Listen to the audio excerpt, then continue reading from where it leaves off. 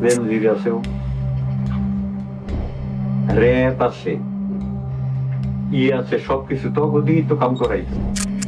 ওরা কাজ করে, আমরা গুন্ডাও আছে, পুলিশ আছে, পুলিশের তো বড় গুন্ডা, গুন্ডার লাগে না তো। He has the power of Bangladesh Army. He has the power of his brothers because they are gangsters. They are mafia.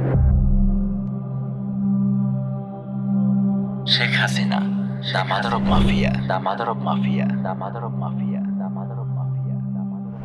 বিগত 1 ফেব্রুয়ারি 2021 আল জাজিরার ইনভেস্টিগেটিভ ইউনিট বাংলাদেশ বিষয়ক এক চাঞ্চল্যকর ডকুমেন্টারি প্রকাশ করে, যেখানে উঠে আসে ঢাকা মাফিয়ার লোমহর্ষক সব তথ্য। চমকে ওঠে পুরো বিশ্ব। কিভাবে পুরো একটি দেশ চলে যেতে পারে মাফিয়া পরিবারের হাতে, কিভাবে একটি দেশের সেনাপ্রধান হতে পারে ভয়ঙ্কর কোনো মাফিয়া চক্রের মাস্টার মাইন্ড। আল জাজিরার এই ডকুমেন্টারি স্পষ্ট করে দেয়, কথিত গণতন্ত্রের মানসকন্যা শেখ হাসিনার আসল রূপ হল দ্য মাদার অব মাফিয়া। 1 ঘন্টার এই ডকুমেন্টারিতে উঠে আসে এমন সব মাফিয়া গ্যাংস্টারদের নাম যারা বর্তমানে গোটা বাংলাদেশকে নিয়ন্ত্রণ করছে। এই তালিকার শীর্ষে আছে প্রধানমন্ত্রী Sheikh Hasina, the mother of mafia; সেনাপ্রধান general Aziz Ahmed, the big boss of mafia gang; IGP Benazir Ahmed, mafia সিন্ডিকেটের প্রথম সারির বস; স্বরাষ্ট্রমন্ত্রী, মাফিয়া সিন্ডিকেটের প্রথম সারির বস; সেনাপ্রধানের 3 ভাই, ঠান্ডা মাথার খনি হারিস আহমেদ ওরফে মাহমুদ হাসান; সন্ত্রাসী আনিস আহমেদ; সন্ত্রাসী জোসেফ আহমেদ। প্রিয় দর্শক, এই ভয়ঙ্কর মাফিয়া চক্রের হাতে বন্দী বাংলাদেশ এবং বাংলাদেশের মানুষ। তবে আল জাজিরার ডকুমেন্টারিতে মাদার অব মাফিয়ার কথা উঠে এলেও একটি বিষয় আড়ালে থেকে গেছে। Who is the father of Dhaka mafia? কে নাড়ছে এই মাফিয়া চক্রের মূল কলকাঠি? এই প্রশ্নের উত্তর পেতে শেষ পর্যন্ত আমাদের সঙ্গে থাকুন। ভয়ঙ্কর ঢাকা মাফিয়া উত্থানের পটভূমি। ঢাকার মাহমুদপুরে বাস করত মাফিয়া মাস্টারমাইন্ড সেনাপ্রধান আজিজ আহমেদের পরিবার। আজিজ ছিল তার 5 ভাইয়ের মধ্যে দ্বিতীয়। পরিবারের আর্থিক অবস্থা অত্যন্ত খারাপ ছিল। বাবার স্বল্প আয়ে তাদের পরিবার ঠিকমতো চলত না। 1981 সালে আজিজ আহমেদ বাংলাদেশ সেনাবাহিনীতে যোগ দেয়। বাকি 4 ভাই হারিস, আনিস, জোসেফ ও টিপু ঢাকার মাহমুদপুরে একটি ক্রিমিনাল গ্যাং তৈরি করে। খুন, চিন্তায়, চাঁদাবাজি এবং রাজনৈতিক নেতাদের আশ্রয় প্রদান ইত্যাদি ছিল তাদের প্রধান কাজ। ঢাকার মোহাম্মদপুর এরিয়া ছিল একরকম তাদের শাসিত অঞ্চল। 1981 সালে হাসিনা বাংলাদেশে ফিরে এসে রাজনৈতিক কার্যক্রম শুরু করে। এই সময়গুলোতে আজিজ আহমেদের ভাইয়েরা আওয়ামী লীগের সঙ্গে জোটবদ্ধ হয় এবং আওয়ামী লীগ নেতাদের আশ্রয় দেয়। স্বৈরাচারী এরশাদ সরকারের দমন নিপীড়নে অতিষ্ঠ আওয়ামী লীগের নেতারা তাদের পার্টি প্রোগ্রামগুলো ঘোষণা করত এই সন্ত্রাসী চক্রের অফিস থেকে। অন্য কোথাও তারা নিজেদেরকে নিরাপদ মনে করত না। জেনারেল আজিজের মুখে শুনুন শেখ হাসিনার সঙ্গে তার ভাইদের সম্পর্কের ইতিবৃত্ত। যখন হলো আওয়ামী লীগ ওই জাতীয় পার্টির সময়, যখন হলো সবচেয়ে খারাপ সময় যাচ্ছিল, যখন তারা তাদের কেন্দ্রীয় অফিসে বসতে পারতো না, তখন কিন্তু my brothers they were the main strength of this party. কেন্দ্রীয় নেতারা এসে আমার ছোট ভাইয়ের অফিসে বসে তারা হলো পার্টির হলো প্রোগ্রাম এখান থেকে অ্যানাউন্স করতো তারা, কারণ অন্য জায়গায় তারা নিরাপদ মনে করতো না, তো তারা ছিল ইয়াতে। 90-এর দশকের মাঝামাঝি সময়ে হারিস আহমেদ শেখ হাসিনার ব্যক্তিগত বডিগার্ডের দায়িত্ব পালন করে। 1996 সালে নির্বাচনের 1 মাস আগে ঢাকা মাফিয়া ডন জেনারেল আজিজের 3 ভাই হারিস, আনিস ও জোসেফ তাদের রাজনৈতিক প্রতিপক্ষ মুস্তফা নামের একজনকে মোহাম্মদপুরের রাস্তায় গুলি করে হত্যা করে। 2004 সালে আদালত জোসেফকে মৃত্যুদণ্ড এবং হারিস ও আনিসকে যাবজ্জীবন কারাদণ্ড দেয়। হারিস ও আনিস গ্রেফতার এড়িয়ে দেশের বাইরে পালিয়ে যায়। জোসেফ গ্রেফতার হয়। কিভাবে গঠিত হয় এই মাফিয়া চক্র? The mother of Dhaka mafia প্রধানমন্ত্রী শেখ হাসিনা 2008 সালে ক্ষমতায় আসার পর থেকে তার মাফিয়া চক্র গঠনের দিকে মনোযোগ দেয়। এই মাফিয়া চক্র গঠনে সবচেয়ে বড় বাধা ছিল বাংলাদেশ সেনাবাহিনী। তাই শুরুতেই ইন্ডিয়ার সহায়তায় শেখ হাসিনা পিলখানা হত্যাকাণ্ড ঘটিয়ে 57 জন শীর্ষ সেনা কর্মকর্তাকে নৃশংসভাবে হত্যা করে। এভাবে মেরুদণ্ড ভেঙে গুঁড়ো করে দেয়া হয় একটি শক্তিশালী সেনাবাহিনীর। এরপর শেখ হাসিনার জন্য মাফিয়া সাম্রাজ্য গঠনের সব বাধা দূরীভূত হয়ে যায়। শেখ হাসিনার আশীর্বাদ ধন্য হয়ে জেনারেল আজিজ 2012 সালে বিজেপির মহাপরিচালক পদ লাভ করে। 2014 সালের বিতর্কিত নির্বাচনে শেখ হাসিনার বিজয়ের পেছনে কলকাঠি নেড়েছিল তার পালিত এই জেনারেল। 2018 সালের 25শে জুন শেখ হাসিনা তার মাফিয়া চক্রকে এক নতুন অবস্থানে নিয়ে যায়। প্রথম এসে রাষ্ট্রপতি আব্দুল হামিদকে দিয়ে জেনারেল আজিজের মৃত্যুদণ্ডপ্রাপ্ত কারাবন্দী ভাই জোসেফকে ক্ষমা করায়, ফলে সে মৃত্যুদণ্ড থেকে অব্যাহতি পায়। জোসেফকে মুক্ত করার পর শেখ হাসিনা তার পোষা জেনারেল আজিজ আহমেদকে বাংলাদেশের সেনাপ্রধান হিসেবে নিযুক্ত করে। পিলখানা হত্যাকাণ্ডের পর মেরুদণ্ডহীন সেনাবাহিনী নিয়ে যা ইচ্ছে তাই করার সক্ষমতা লাভ করেছিল শেখ হাসিনা। 2018 সালে রাতের আধারে ভোট চুরির যে নির্বাচন হয়েছিল, সে নির্বাচনের মাস্টারমাইন্ড ছিল জেনারেল আজিজ। সেনাপ্রধান হিসেবে সে তার সর্বোচ্চ ক্ষমতার ব্যবহার করেছে শেখ হাসিনাকে ক্ষমতায় আনতে। এভাবে সেনাবাহিনী, পুলিশ, বিজিবি ও র্যাব সহ দেশের সকল শক্তিকে কুক্ষিগত করে শেখ হাসিনা গড়ে তোলে তার গ্রেট মাফিয়া সাম্রাজ্য। মাফিয়া ডন জেনারেল আজিজের কুকীর্তি। 2014 সালে তৎকালীন বিজেপি মহাপরিচালক mafia don general Aziz Ahmed তার পলাতক ভাই খুনি হারিস আহমেদকে তার মাফিয়া কার্যক্রমের অংশ হিসেবে ইন্ডিয়া থেকে হাঙ্গেরি নিয়ে যায়। জেনারেল আজিজ তার জন্য একটি ভুয়া আইডেন্টিটি তৈরি করে দেয়। বিজেপি মহাপরিচালক হিসেবে নিজের প্রভাবকে কাজে লাগিয়ে সে তার ভাইয়ের জন্য জাল বার্থ সার্টিফিকেট, জাল এনআইডি কার্ড, জাল পাসপোর্ট, এমনকি জাল ম্যারেজ সার্টিফিকেটও বানিয়ে ফেলে। খুনি হারিস আহমেদের নতুন নাম হয় মোহাম্মদ হাসান। এই নামেই খুনি হারিস আহমেদ তার মাফিয়া কার্যক্রমের অংশ হিসেবে হাঙ্গেরি ও ফ্রান্সে তার ব্যবসা শুরু করে। মাফিয়া ডন জেনারেল আজিজের সহায়তায় হাঙ্গেরিতে সে বাংলাদেশের আন্তর্জাতিক বিনিয়োগ এবং লেনদেনগুলোতে মিডলম্যান হিসেবে কাজ করে আর হাতিয়ে নেয় কোটি কোটি টাকা। জেনারেল আজিজ শেখ হাসিনার নির্দেশে বিজিবি ও সেনাবাহিনীকে একটি ভাড়াটে গুন্ডা বাহিনীতে পরিণত করে। কুখ্যাত মাফিয়া ডন জেনারেল আজিজ ভালো করেই জানে শেখ হাসিনার নির্দেশে দেশ ও দেশের মানুষের সঙ্গে যে গাদ্দারি সে করেছে, আর্মি চিফ পদ থেকে অবসর নেয়ার পর সে কোনোভাবেই আর বাংলাদেশে নিরাপদ নয়।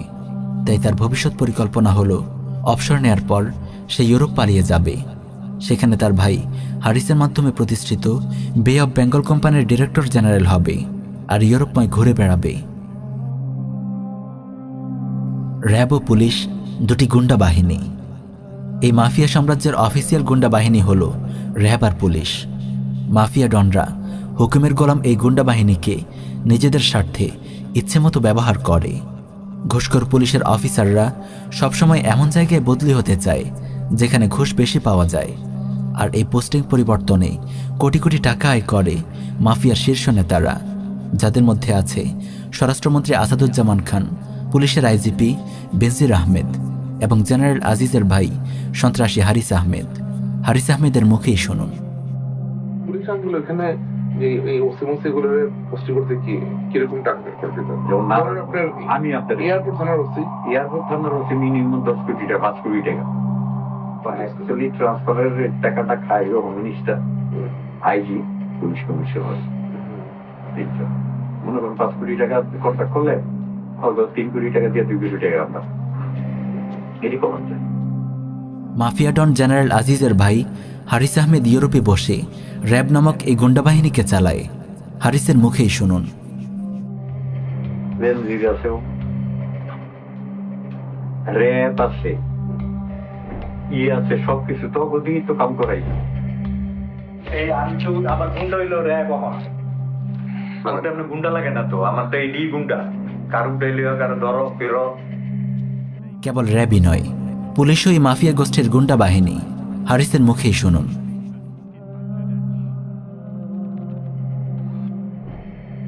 ওরা কাজ করে, আমরা গুন্ডা আছে, পুলিশ আছে, পুলিশের তো বড় গুন্ডা, গুন্ডার লাগে না তো। গুন্ডা হন পুলিশ, যার পুলিশ লাইন আছে, যার প্রশাসন আছে, হ্যাঁ হন গুন্ডা। একজন পুলিশ গুন্ডার বক্তব্য আমরা এখানে নমুনা হিসেবে পেশ করছি। এই জাতির পিতার ভাস্কর্য আপনারা ভাঙেন, আপনাদের স্পর্ধা কত বড়। আমি কঠোরভাবে বলতে চাই যে এর পরবর্তীতে যাদেরকে তো ধরা হয়েছে তাদেরকে তো শাস্তির মুখোমুখি, কঠোর শাস্তির মুখোমুখি হতেই হবে। যদি এর পরবর্তীতে এমন কোনো ঘটনা ঘটে, সরকারকে এত দুর্বল মনে করবেন না মৌলবাদী চক্র। একদম হাত কিন্তু ভেঙে দেবো। বেনজির আহমেদ জঘন্য এক মাফিয়া সন্ত্রাসীর নাম। জেনারেল আজিজের পর মাদার অব মাফিয়া শেখ হাসিনার পোষা সবচেয়ে বড় গুন্ডার নাম বেনজির আহমেদ। গোপালগঞ্জের এই সন্ত্রাসীকে শেখ হাসিনা একের পর এক প্রমোশন দিয়ে নিয়ে আসে মাফিয়া চক্রের একেবারে শীর্ষ লেভেলে। 2015 সালের 7 জানুয়ারি শেখ হাসিনা তাকে র্যাবের মহাপরিচালক বানায়। তারপর 2020 সালের এপ্রিলে তাকে পুলিশের আইজিপি পদে উন্নীত করা হয়। মিস্টার বেনজির আহমেদকে আমরা প্রায় দেখি মিডিয়ায় বড় বড় কথা বলতে, অথচ সে নিজে হারিসের মতো রাস্তার গুন্ডাদের পালিত কুকুর। সে হারিসের হয়ে বাংলাদেশের নাগরিকদের ফোন ট্র্যাক করে। দেখুন জেনারেল আজিজের ভাই খুনি জোসেফের সঙ্গে মিস্টার বেনজিরের অন্তরঙ্গ মুহূর্তের ছবি। আইনের পোশাক পরা এই কালপ্রিটের হাতে লেগে আছে অসংখ্য মুসলিম তরুণের রক্ত। অগণিত জঙ্গি নাটক সাজিয়ে সে খুন ও গুম করেছে অসংখ্য মুসলিম তরুণকে। একটু আগেই আমরা দেখিয়েছি সন্ত্রাসী হারিস আহমেদের ঘুষখোর সিন্ডিকেটের সেও একজন গুরুত্বপূর্ণ সদস্য। ডকুমেন্টারিতে হারিস আরও বলেছে সে ইউরোপে বসে র্যাব গুন্ডাদেরকে তার প্রতিপক্ষের বিরুদ্ধে লেলিয়ে দেয়। 2019 সালে মোহাম্মদপুরের রাজনীতিবিদ মিজান রহমানের বিরুদ্ধে সে র্যাবকে লেলিয়ে দেয়, কারণ মিজান রহমান হল হারিসের হাতে নিহত মোস্তফা রহমানের ভাই। মোস্তফা রহমানের ভাতিজা মেহেদি হাসানের বক্তব্য শুনুন। Most of the people who is involving in rap, like Lieutenant Colonel or Colonel, they are really close to General Aziz. If General Aziz said, yeah, okay, do it, so that they can do it, because they had the command of General Aziz. He has the power of Bangladesh Army, he has the power of his brothers, because they are gangsters, they are mafia. একজন পুলিশের IGP কাজ করছে হারিসের মতো একজন গুন্ডার পোষা কুকুর হয়ে। লজ্জার ব্যাপার বই কি!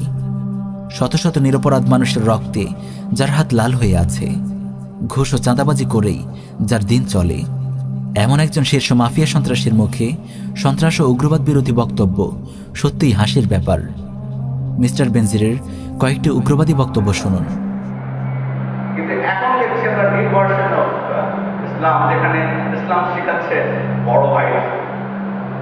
তো এই যে বড় ভাইয়ের ইসলাম, আমাকে বলি ক্যাম্পাসে কোনো বড় ভাইয়ের ইসলাম প্রচার করতে আসলে সঙ্গে সঙ্গে আমাকে দাঁড়ায় এই বড় ভাইয়ের ইসলাম আমরা নিশ্চিন্ন করতে চাইতেছি। So let us know. We don't have to identify yourself. Just send us a email or something like that, and we are here. এই বড় ভাইয়ের ইসলাম আমরা ধ্বংস করে দিতে চাই নিশ্চিন্ন। Who is the father of Dhaka mafia? আল জাজিরার ডকুমেন্টারি অনেক কিছুর পর্দা উন্মোচন করেছে।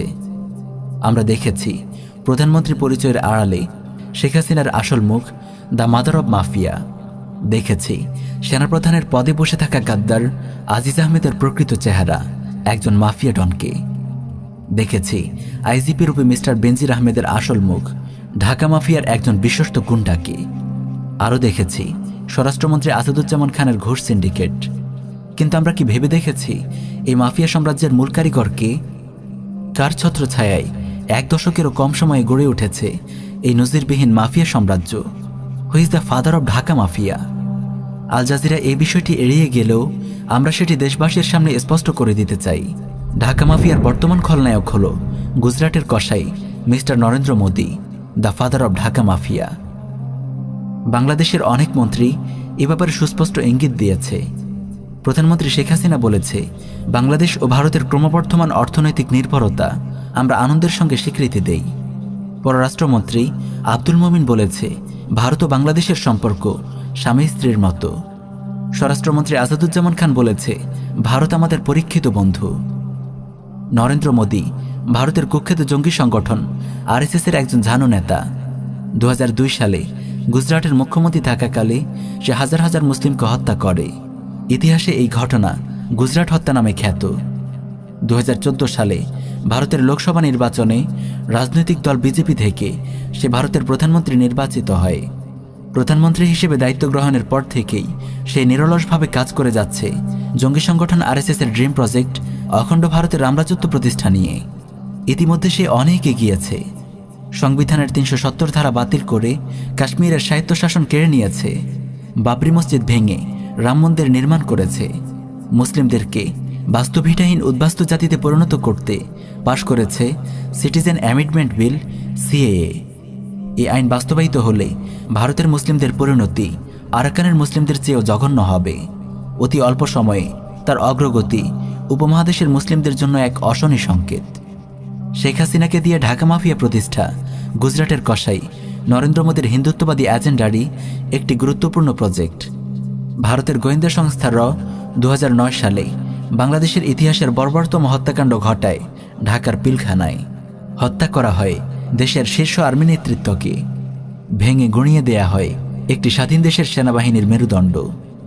ভারতের র আর শেখ হাসিনার যৌথ উদ্যোগে সংগঠিত এই নৃশংস হত্যাকাণ্ডই বাংলাদেশে রচনা করে একটি মাফিয়া চক্রের ভিত।